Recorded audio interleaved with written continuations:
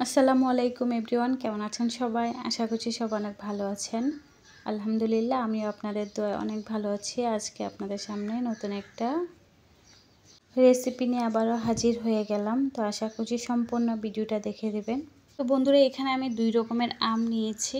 তো আজকে আমি কাঁচা আম দিয়ে আপনাদেরকে মোরব্বা করে দেখাচ্ছি। তো এখানে দেখেন আমের ছিলকাগুলো আমি এভাবে ছিলিয়ে নেব। আর আমের মোরব্বাটা কিন্তু অনেক পারফেক্ট হবে। তো কালার ঠিক রেখে আপনাদেরকে আমি দেখাচ্ছি কিভাবে পারফেক্ট একটা আমের মোরব্বা তৈরি করতে পারবেন আপনারা বাসায়। প্রিয় দর্শক, তো এখানে দেখেন আমি আমগুলা দুইটা মাঝখান দিয়ে 2 ভাগ করে কেটে নিয়েছি। আর এইভাবে দেখেন প্রত্যেকটা আমের এভাবে মাঝখান দিয়ে আমি ছুরির সাহায্যে এরকম করে কেটেছি, যেন আমের ভিতরে সহ মিষ্টিটা প্রবেশ করতে পারে। তো খেতে ভালো লাগবে, খাওয়ার সময় টক টক লাগবে না। তো এইখানে আমি দেখেন চিনি দিয়ে দিলাম, আর চিনিটা গলে যাওয়া পর্যন্ত অপেক্ষা করব। আর চিনির মধ্যে যদি আমটা এভাবে ভিজিয়ে রাখা যায় তাহলে কিন্তু একদম আমের ভিতর সহ চিনিটা প্রবেশ করতে পারবে। তো সেই কারণে এখানে আমি 10 মিনিট অপেক্ষা করব। তারপরে আমি মোরব্বাটা তৈরি করব। আপনারা দেখলেই বুঝতে পারবেন।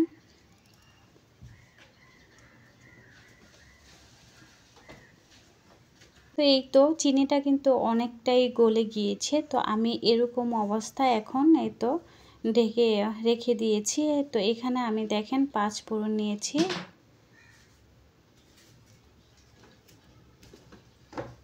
তো 5 ফোড়নটা কিন্তু আমি তাওয়ার মধ্যে এভাবে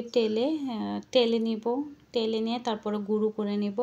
আর আপনারা চাইলে কিন্তু এটা ফ্রাই প্যানও টেলে নিতে পারেন অথবা ভাজতে পারেন আর কি। তো এভাবে দেখেন আমি 5 ফোড়নগুলা যখন আমের মোরব্বাটা দেবেন তখন সুন্দর একটা ঘ্রাণ আসবে, খাবার সময় অনেক ভালো লাগবে।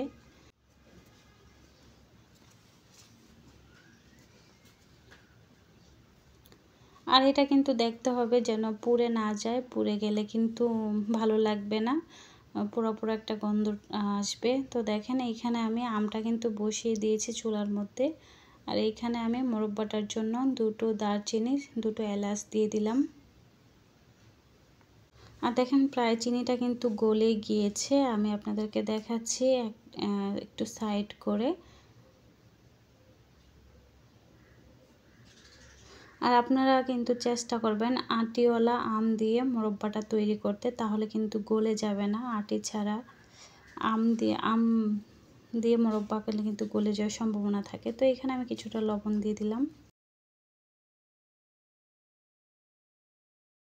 তো এখন যেহেতু বাজারে সস্তা দামে কাঁচা আম প্রচুর পাওয়া যাবে, তো আপনারা বাসায় কিন্তু প্রায় 1 বছর এভাবে মোরব্বা তৈরি করে রাখতে পারেন।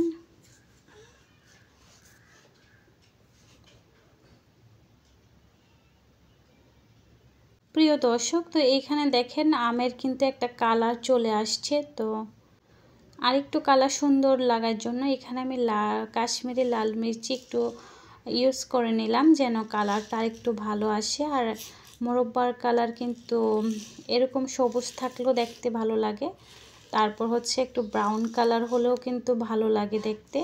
তো এখানে দেখেন যে আমি মশলা 5 ফোড়নটা গুঁড়ো করেছিলাম তেলে। তো এখন আমি এর মধ্যে দিয়ে দিলাম। তো দিয়ে আমি এটা কিন্তু একদম শুকিয়ে নিব আচারটা।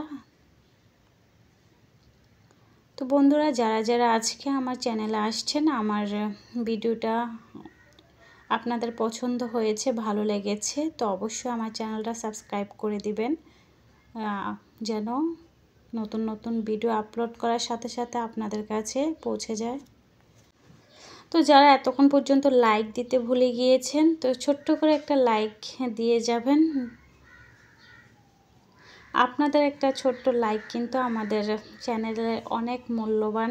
তো এখানে দেখেন আমি একটু ঝাল হওয়ার জন্য তো আমি একটু চিলি ফ্লেক্সটা দিয়ে দিলাম এরকম করে। তো দেখেন সুন্দর কিন্তু একটা কালার চলে আসছে। তো যেগুলো আটি ছাড়া কিন্তু আমি দিয়েছিলাম, তো কিছুটা গলে গিয়েছে, আর সবগুলা কি সুন্দর দানাদার টাইপের রয়েছে।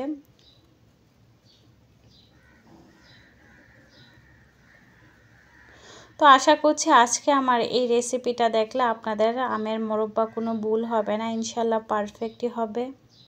তো প্রিয় দর্শক, তো দেখেন এখানে আমি তো আপনাদেরকে দেখাচ্ছি আমার এই লোভনীয় আচার, কাঁচা আমের আচারের মোরব্বাটা কেমন হয়েছে। দেখতে কতটা লোভনীয় লেগেছে, খেতে কিন্তু খুবই অসাধারণ হয়েছে। তো সুন্দর একটা কমেন্ট করে যাবেন আমার ভিডিওর নিচে আপনাদের যদি আমার মোরব্বার রেসিপিটা ভালো লেগে থাকে। আপনারা চাইলে কিন্তু এটা ফ্রিজে রেখেও কিন্তু অনেক দিন যাবত সংরক্ষণ করতে পারবেন। এই আমের মোরব্বাটা কিন্তু অনেক কিছু দিয়ে খাওয়া যায়, খিচুড়ির সাথে খাওয়া যায়, মুরগির মাংস, গরু মাংস দিয়েও কিন্তু ভাত দিয়ে এই মোরব্বাটা খেতে পারবেন। তো দেখেন আমি কিন্তু এখানে সবটাই বের আপনাদেরকে দেখালাম। তো বন্ধুরা, কাঁচা আম ফুরিয়ে যাওয়ার আগে আপনারা এই রেসিপিটা তৈরি করে নেবেন। যারা যারা এতক্ষণ পর্যন্ত ধৈর্য সহকারে আমার ভিডিওগুলো দেখছেন সবাইকে অসংখ্য ধন্যবাদ। আর যারা যারা লাইক দিয়েছেন তাদেরকেও অসংখ্য ধন্যবাদ।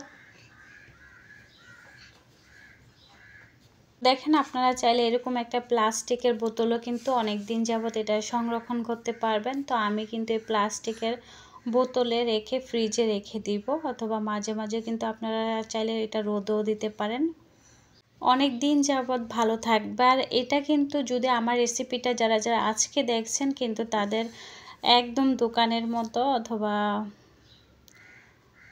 যারা যারা আচার বানানোর জন্য পারফেক্ট তাদের মতনই হবে। তো এই তো আমার ভিডিও আজকে আপনাদের সাথে শেয়ার করলাম। তো সবাই ভালো থাকবেন, সবাই সুস্থ থাকবেন। আল্লাহ হাফেজ।